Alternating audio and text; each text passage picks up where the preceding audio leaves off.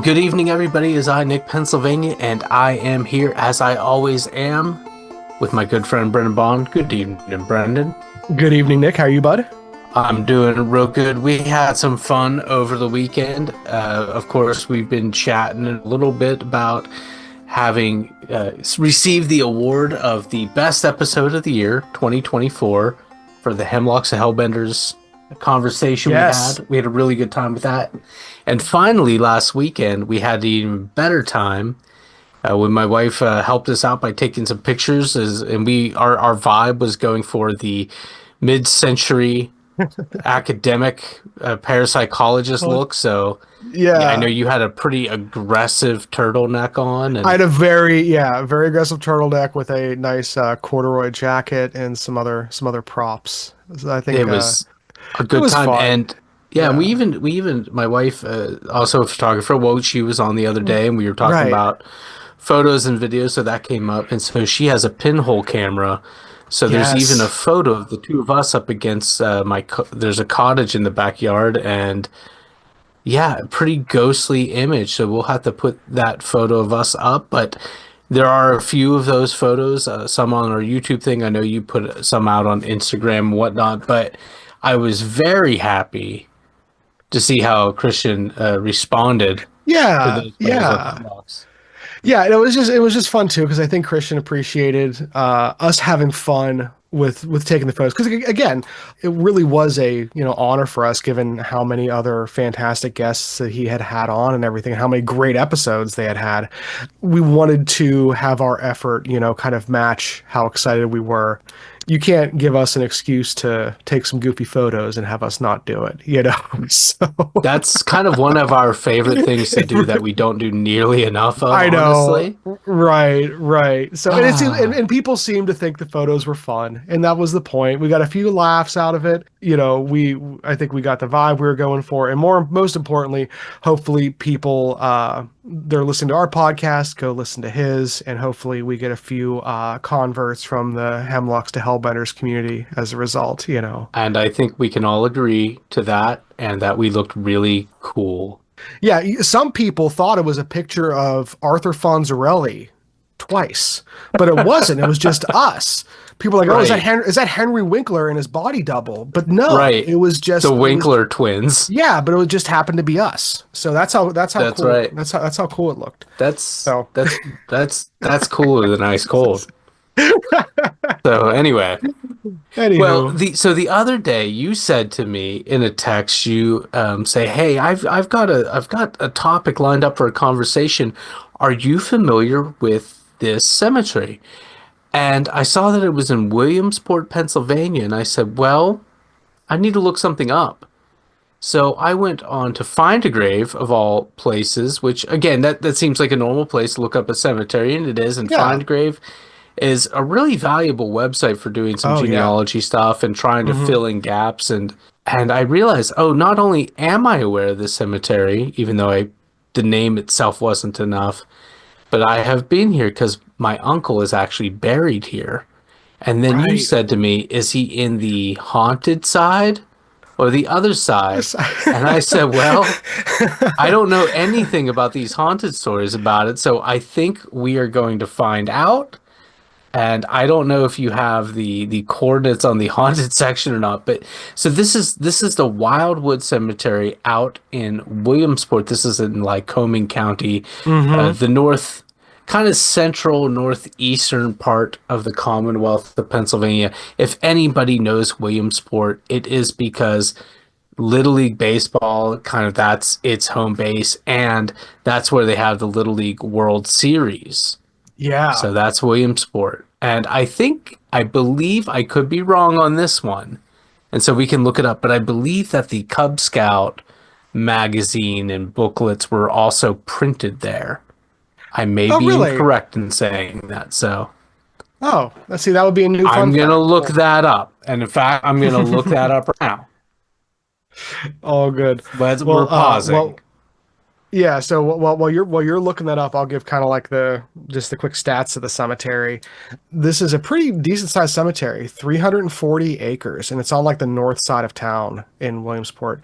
It was founded in 1863 and was designed by civil engineer John McMinn. Outside of the Lily World Series and the possible Cub Scouts publication that Nick's looking up right now, there are a few reasons why people may be familiar with this cemetery, not only just being in Williamsport. It has a really ornate crematorium as this really nice building. It's built into like a hillside, so like a lot of the cemetery has these very nice views of the city. And whenever this engineer designed and built this cemetery initially, they tried to work with the native landscape and the trees and everything. So it's not like they just like cleared off a hillside and put some graves in. They tried to make the cemetery fit amongst kind of what was already there. So the cemetery has a very kind of different feel, vibe, and look than a lot of other cemeteries, especially of that era, 1863. Um, and as a result, there's some possible characters in this cemetery. Now, for the eastern side of the state, 1863 is not particularly old, but Williamsport has been a really bustling area over the years. It's gone through a few different booms and everything, in population and in different industries, and those have kind of left their imprint over the years on the cemetery. Whenever Indeed, they have, and I cannot confirm the Boys Life magazine thing. Oh, Oh, Boy's sorry. Life. Okay. Yeah, Boys Life magazine. It's now Scout magazine or something. Oh, Couldn't find anything real quick, but for some reason, I know there's some sort of connection there. to a I magazine. cannot find anything right now. I apologize for interrupting you with that breaking Breaking news. non-news, but yeah, No, sorry. no, all good, all good.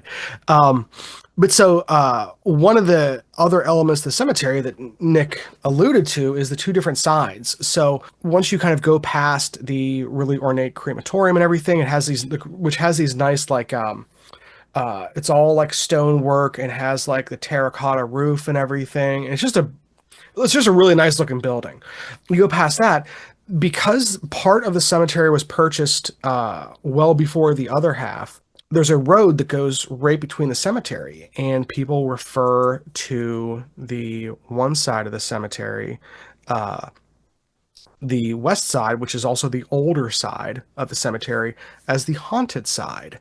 And then people refer to the east side of the cemetery as either the good side or the better side or something like that. Has nothing to do with the quality of people buried there, but has everything to do with the age of the cemetery and the graves. And we can presume some of the folklore that goes along with those locations. So your uncle Nick is probably buried in the good side, the east side. We could use Find a Grave to confirm that.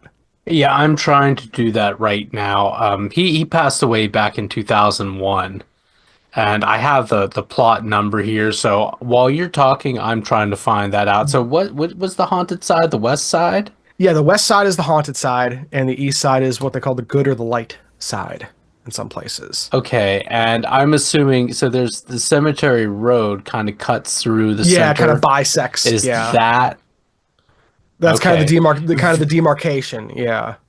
Very good. I'm all ears.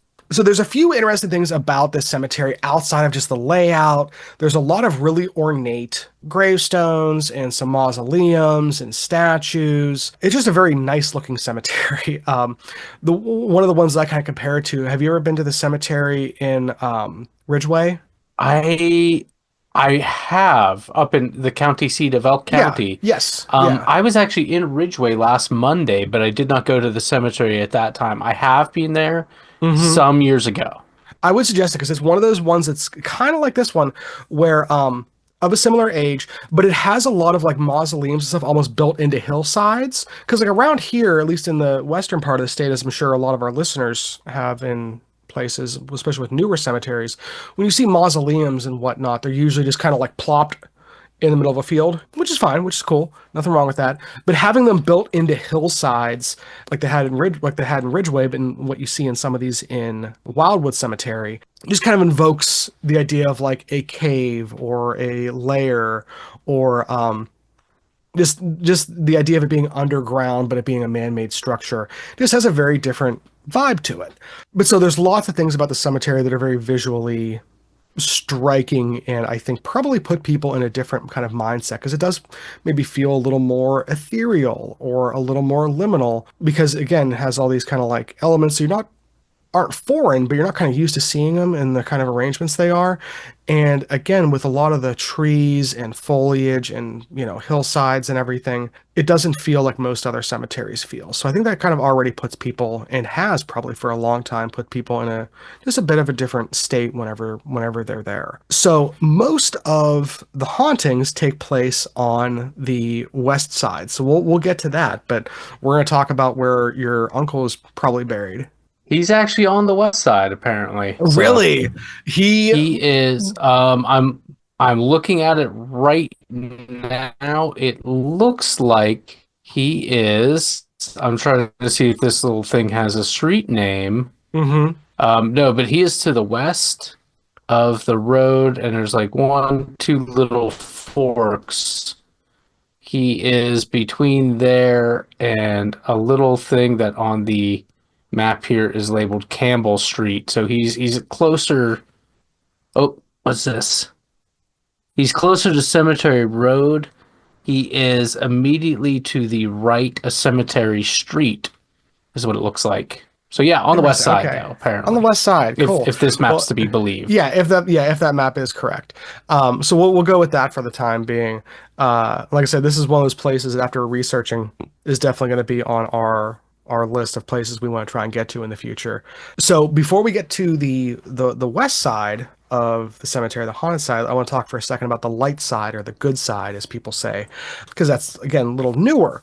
The main paranormal element to that side, which is going to come into play later when we talk about the west side, is people say specifically in a lot of places, people say not only do they see lights around the graves, but they're referred to as fairies all over the place in these stories, which is kind of unusual. A lot of times when you hear lights around at least this area, in on the eastern seaboard here, they're either referred to as ghost lights or spook lights or will o' the wisps, which are all kind of interpretations of the same type of light phenomena where it's everything from flashes to small pinpricks of light that people see kind of like floating almost like little motes of dust when we talk about orbs.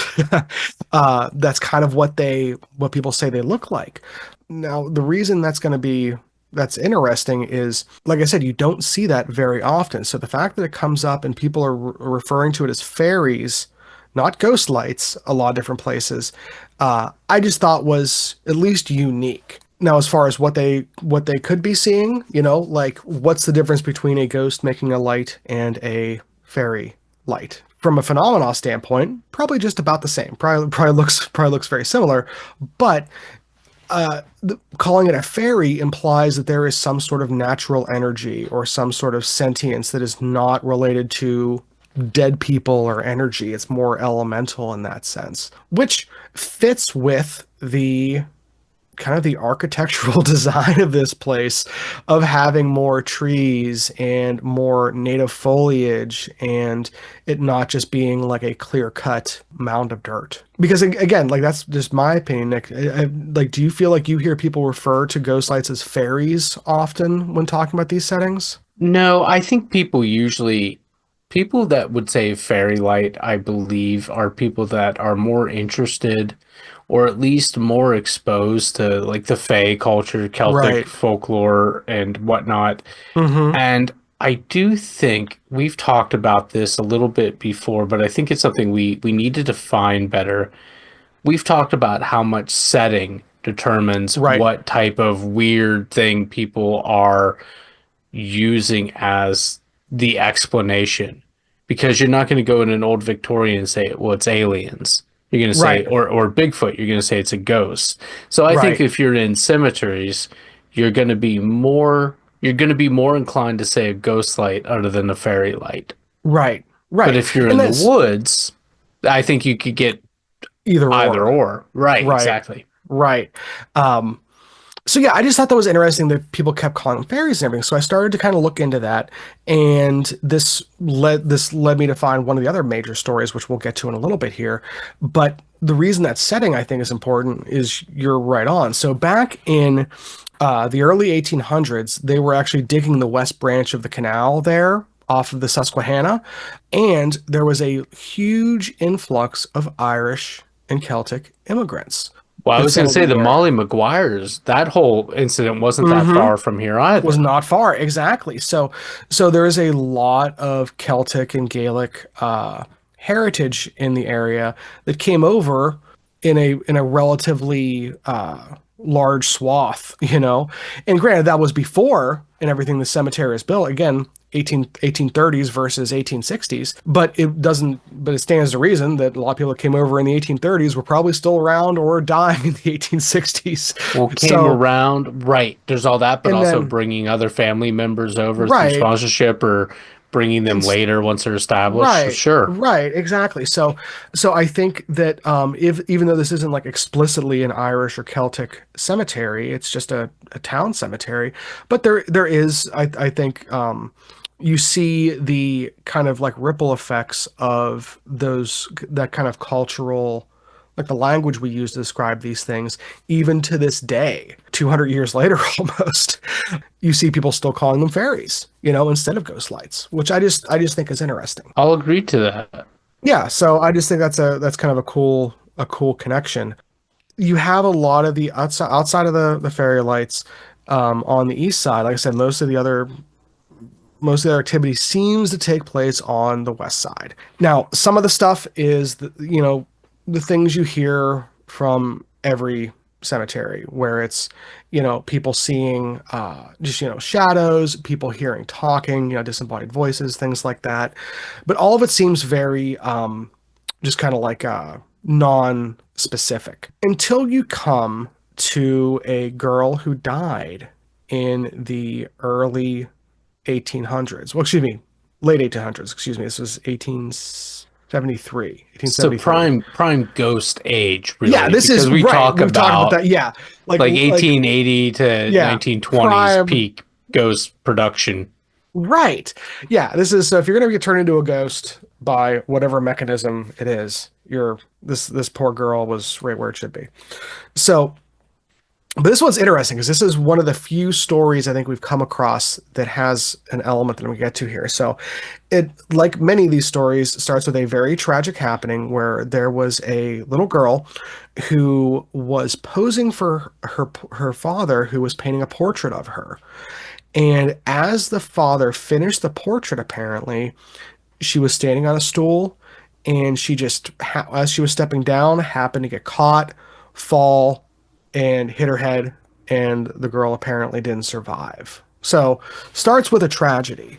But this was a relatively well-to-do family in the town and everything, so she got a relatively prominent grave location. The painting that this gentleman painted of the little girl ends up in the town cemetery, not the town cemetery, in the town museum, right there in Williamsport. So what you now have is you apparently have this little girl. They see this. People see this apparition haunting both her gravesite and the museum, along with the painting. So at the museum, people say they see the little girl. I see her just running around, and it's one of those things where it sounds spooky, but it's not like she's being like a malicious ghost. She's just running around having fun like a little girl does, it sounds like. So like no bad vibes associated with it, but it's spooky. They say that the painting also moves around the museum kind of no matter where they put it. Now, at the cemetery, people just see a little girl walking amongst the graves, and folks have kind of decided that this is the same little girl haunting kind of both locations. And I know we talked about something like this early. Yeah. Yeah, no, I just have a question. Did you read any, was there anything in the literature that you saw that suggested why they would believe this was one and the same?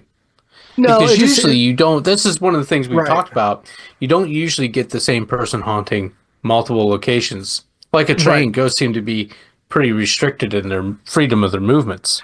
Right, right, which is and that's why I thought this was interesting because yeah, no one I couldn't find anything that said like, oh, here's specifically why we think that the little girl apparition in the Right. west side of the cemetery.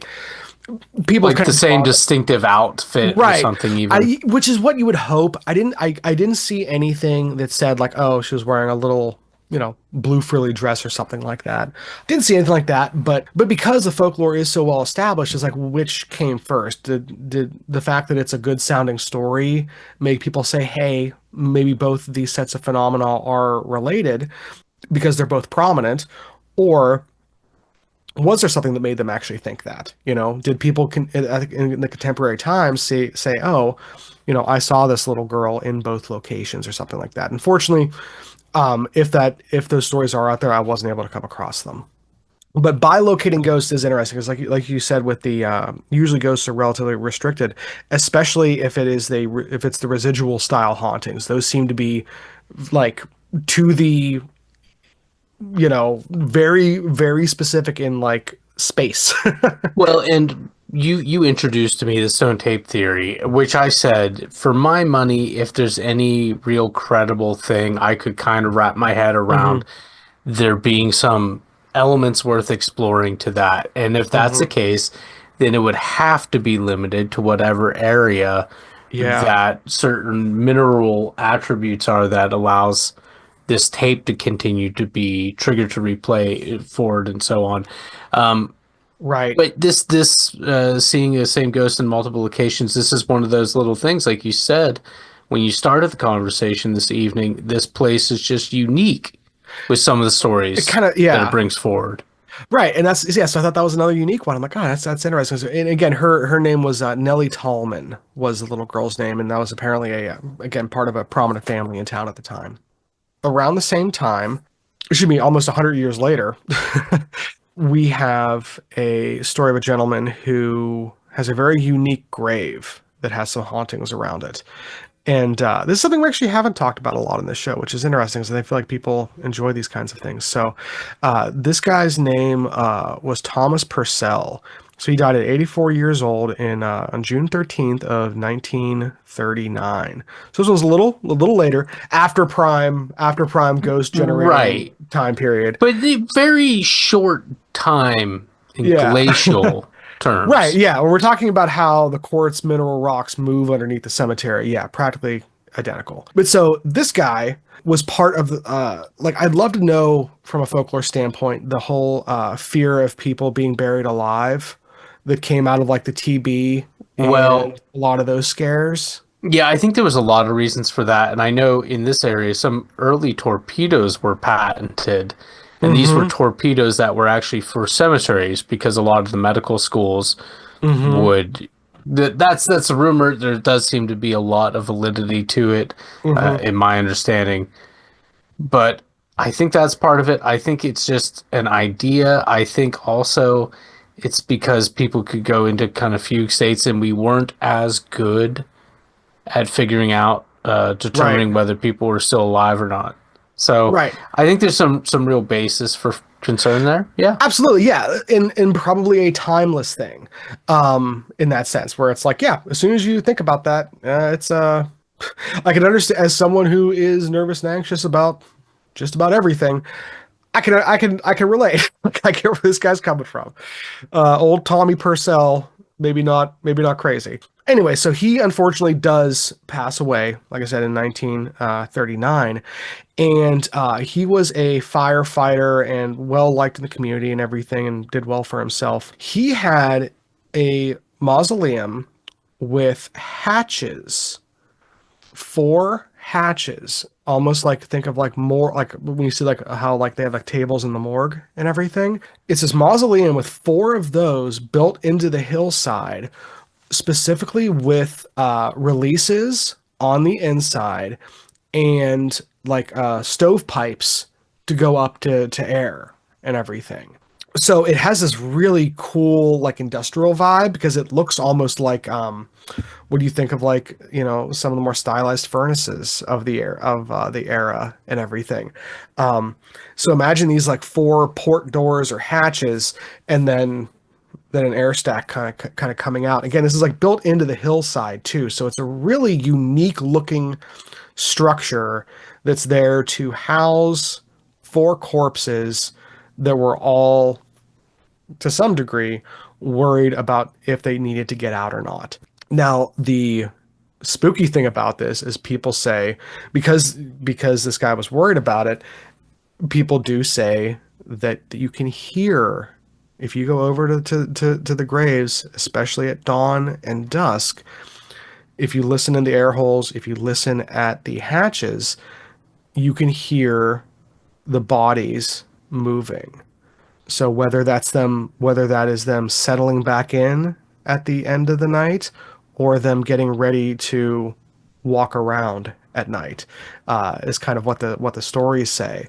But I can imagine, again, with how creepy this cemetery already is, I can imagine going there at dusk, and imagine putting your ear up to a pipe that's going right down to a dead body, Yeah, and that is kind of creepy. I don't think yeah, that is. I get the impression that that might not be as rare a thing right. as just appearing in this one cemetery because I've seen so many patents Hmm. for similar contraptions, but no doubt, yeah, to be able to hear that. I mean, I remember walking through older cemeteries in Louisiana, Hmm. and Right. sometimes they'll get out, and yeah, and when the Yeah. mortar starts to crumble, and I remember being a kid and looking into like some really derelict graves and being like, oh, you can see the coffin, Yeah. the little bits of it there, and Yeah. it's that's not settling, Yeah. not It just settling sounds. at all. Yeah.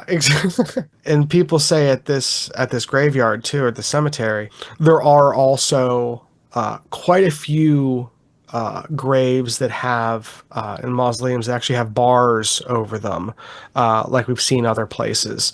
Then people say whether that's to keep out grave robbers or keep the corpses in, it's kind of up to interpretation.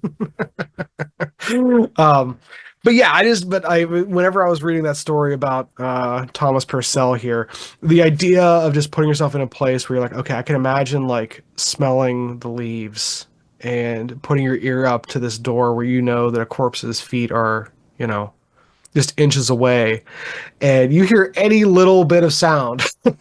It's like it'd be hard. It'd be Yeah. hard. It would be hard to convince yourself otherwise. I'd Well, and I don't know how these are graded, but I could also imagine like mice and stuff getting in. Right. Well, yeah, because it's just an air hole, It's Right. just so like yeah, there's probably Mises down there. Yeah, it'd be hard to talk yourself out of being like, oh, I'm sure it was a mouse. Like, oh, it sounds like a pretty big mouse, like so I Yeah, just I've thought, had a rabbit scare the heck out of me in the cemetery before, so I don't, oh, even though I could play that off, but at the same time, I'm kind of asking for it because I'm putting my ear up to this thing. Like, right. I was Yeah. hoping to hear something kind of, right? I Yeah. didn't go up there to test it to not hear Yeah. something, or in the back of my Yeah. mind to say there's no way I'm not. Right. I think about that. Geez, I remember thinking that recently, looking at an old cemetery that's up off of technically it's in Moraine. It's near one of the like wildlife conservation areas. There's an old Hmm. family cemetery up there, and it's one of the ones that has like the wall built up, and the wall's built up like probably like 5 feet. Okay. It's not super high, but it's high. You have to It's kind of, there. it's Yeah. there. And like, I remember walking up to it and like having one of those moments where I'm like by myself. I'm just like taking photos, just like enjoying the day.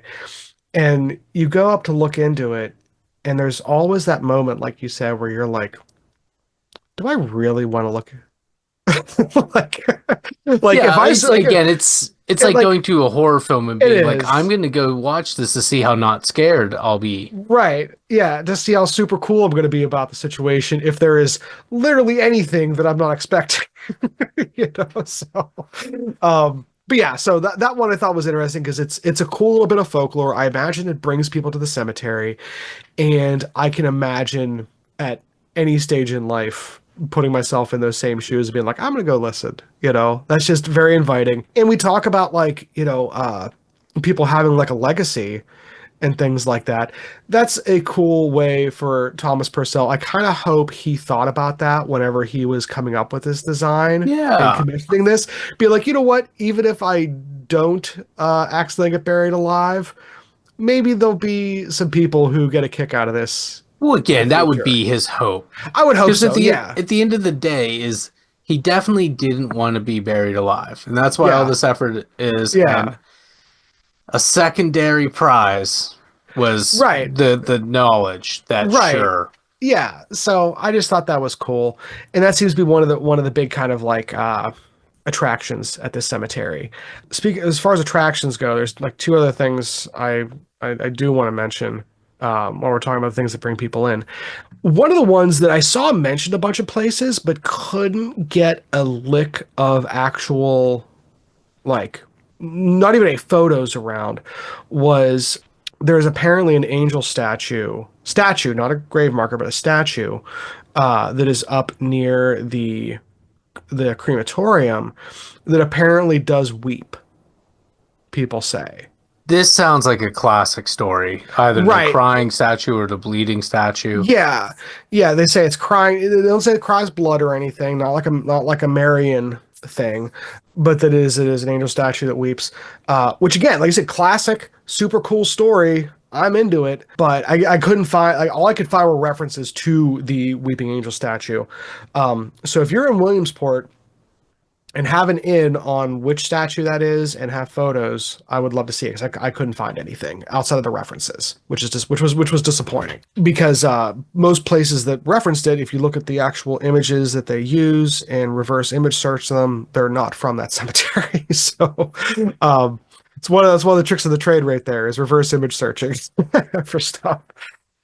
Well, Um, I'm glad you thought to do that, though. Yeah. Well, as you all know, I am one to be duped. I'm an easy mark for that stuff. So I've learned to check myself. Yeah, and for conversations that deal so much in conjecture and Hmm. let's be honest, a lot of it is fantasy and whatnot. Right. It's rife for charlatans. Right. Exactly. So and again, if places label, oh, this is photo is from something else or whatever. It's like, cool. That's, yeah, just reference photo. It's fine. Nothing wrong with that. It's good to check. But so again, couldn't find anything good on that. I was disappointed because I wanted to talk about a weeping angel statue. But the thing I found that kind of ties back to what we were talking about earlier that I've realized we haven't really talked a ton about on here is this cemetery has a banshee.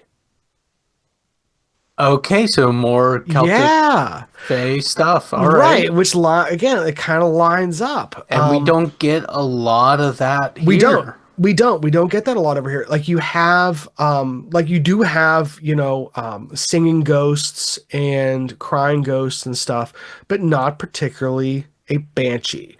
So, and there is again, like everything else in the cemetery, there is a unique element to this, though.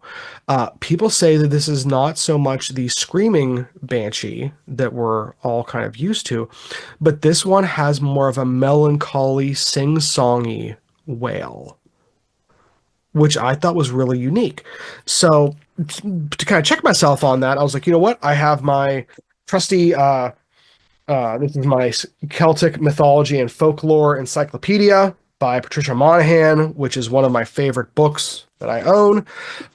This is one of those books that has 1,000 dog ears in it, basically, because I'm always like, oh, what about this? What about this? So I went to look through that to see if I could find anything about a melancholy banshee, and I wasn't able to. There's lots of variations on banshees, but to give everyone kind of like the again, you could do a whole series of shows on banshees, but to give everyone kind of like the 1,000-foot view, generally speaking, banshees are harbingers of death. From a storytelling and folkloric standpoint, they started off in history as fae. They're fairies. They, in a lot of stories, were originally kind of the elder goddesses of the sovereign, like the fairy kingdom.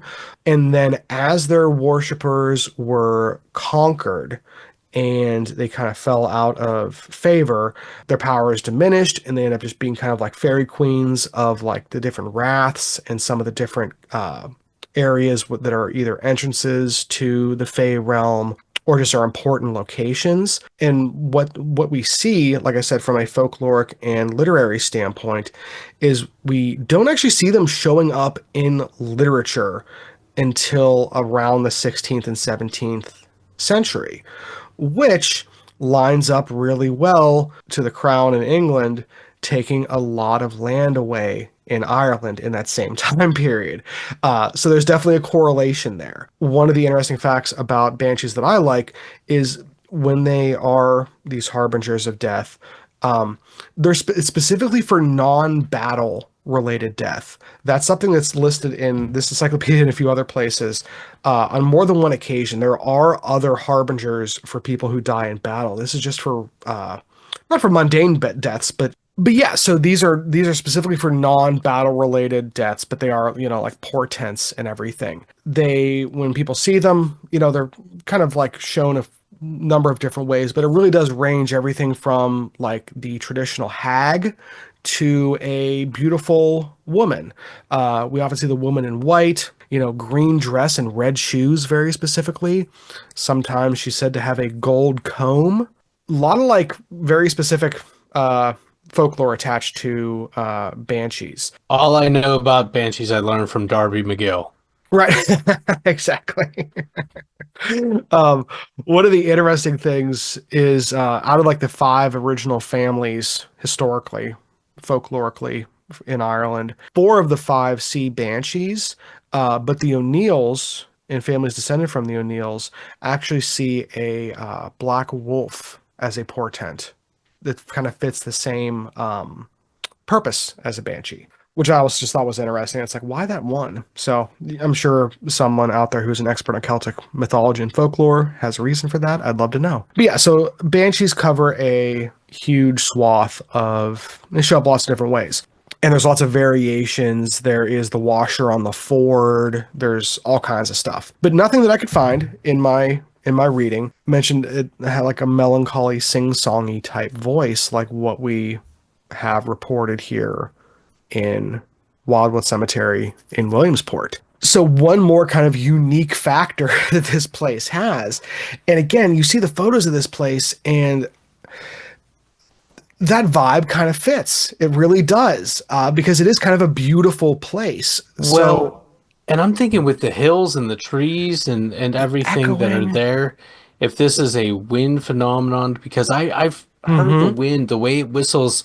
There's a church in the old high school Mm-hmm. immediately across the street from me that there's an alley that goes right up my Oh driveway. yeah. And when the Mm-hmm. wind hits the right speed from the right direction, you do get that high, lonesome whistle Ooh. sound. Yeah, and it's Yeah. not, especially at night when I'm taking the garbage out, not the Yeah. most settling sound. Right. Yeah. So I It's like, wonder if this could be, there is the sound, and well, that's kind of like, right. how it's being described or how it's being Yeah. explained in a creative way. Right. And yeah, it's like one of the things, whether it is a apparition that is, singing, or it's one of those things like maybe this is a banshee that is mourning or something like that, or maybe there is some other kind of sentience being assigned to it, or maybe it is a natural phenomenon. And again, like you said, you have the hills, you have all these unique structures built into the sides of the hills and standing there and everything. Lots of trees. Lots of trees, lots of places that audio can bounce, and we know how weird audio can be in the natural world. People like think, oh, you It's can't have weird sounds outside, but you totally can. Oh Yeah. yeah, it's kind of a running theme to our Yeah. conversations frequently. Yeah, it's like you guys don't understand how weird sound is. you know? Just a real quick thing on that. I remember reading Tom Sawyer, or no, it was Huckleberry Finn as a kid, Mhm. and there's one scene where he describes watching a man chopping wood on the far side of the river, Mhm. and he sees it and then moments later he hears the sound, so it's all disjointed. And I always thought that was a very beautiful passage. Right. And anytime I've had that sort of experience, I'm always reminded of that. And just Right. our senses aren't all they're cracked up to be. And it's That's not for just our senses, it's also just the way things interact in the physical world. totally, totally. And so, yeah, I think that the fact that this place has a mournful singing banshee on top of all the other unique stuff is very fitting. And again, like I said, it kind of fits the vibe of the place too, with it being a beautiful location, not just a desolate location. And who knows, maybe like if we're gonna take the mechanisms in the folklore at face value, maybe there is something to this hill. You know, the fact that it has all this fairy activity, both with the lights and with the banshee. Maybe, you know, the guy who designed this, John McMinn, probably Irish, maybe he kind of saw what this place was, you know, and decided to work with it rather than against it to kind of preserve some of that natural energy, you know, whatever that energy actually is, you know. But maybe this is an example of, you know, that kind of going to plan for someone. I don't know. I just thought it was interesting that you have that kind of through line of the Fey folklore going through a lot of this. Those are so that yeah, I was excited to find out about the cemetery, and it's funny how when you look into these things, you really have no idea what you're gonna find. So whatever you find, like all this weird stuff in one little place, I get pretty excited about it. I hope everyone likes hearing about it too. You know. Yeah, I find it really interesting that there seems to be an abundance of the more Celtic influence folklore Mm-hmm. surrounding the cemetery, because, as you point out, that's a little more on the unique side of things. And it sounds like this last story you have could be just a regional variation on the Banshee theme. Right. Yeah. Like, is this that's a good point. Is this This an is how these stories evolve, yeah, like right? is this an example of people bringing over one story and being like, okay, this is a new spot, so how is it going to change? You Well, I know? don't think it's as deliberate as that. I Well, just think correct, correct. It's more the it's the way the zeitgeist. natural, because I think the banshee thing Yeah. is likely a result of creative explanations for Mm-hmm. experiences that people are having. And I Right. imagine whether it's the topography, the prevailing winds, the Mm-hmm. foliage, or the local animals that make sounds at night, and how these things are being explained again Mm-hmm. creatively, whatnot, and how these legends grow. I imagine that a lot of times with folklore, people love it and embrace it. They don't really believe in it. Mm-hmm. You know, some people do. But There's yeah. no question about that. But Yeah. so, and you're in a new place, you hear something, and well, that's what that is, but the sound is different. Mm-hmm. It's a little different because the way it's interacting with the difference in the land here and What you're whatnot. attributing it to. And so now Yeah. we have a variation. You're still attributing it Yeah. to a banshee, but these ones they breed them differently over here or Right. whatnot. It's just another, Yeah. but so it's this is how these stories evolve, and you could imagine as people move across, most cultures have a Bigfoot like story, Good example. Yeah. and they get called different things, and Mm-hmm. there's variations on the form, but Mm-hmm. they're bipedal, larger, humanoid, ape-like things, and many Right. cultures have them. Is it to get like Joseph Campbell or Jungian? Is this Mm-hmm. like a universal symbol? And is there a reason for that? Is the reason that these are one of our oldest stories that we've taken with us? And I could see, especially with the Bigfoot archetype, there Mm-hmm. being some really strong supporting, I wouldn't say evidence, but suspicion that there might be something to that. It said that our ingrained fears, the only ingrained fears we have are the fear of falling and Mm-hmm. darkness. And there are very good reasons for that. And it stems, so it said, from a time when we Right. lived in trees. And it stems too from just how bad our eyesight is, particularly night. Oh no, it's not night. I'm sorry. Our two ingrained fears are falling from a time we lived in trees and Right. loud sounds. Loud Because sounds. loud sounds, you need to react to those, whether you freeze, fight, or flee. I can imagine the archetype of a larger ape-like person because when you see what apes do to other simian creatures in the wild, that would be a worthy thing to be concerned about. And we competed with similar animals in the wild in our earliest days. So while not a hard firm thing, I could see how that followed and how that evolved from there.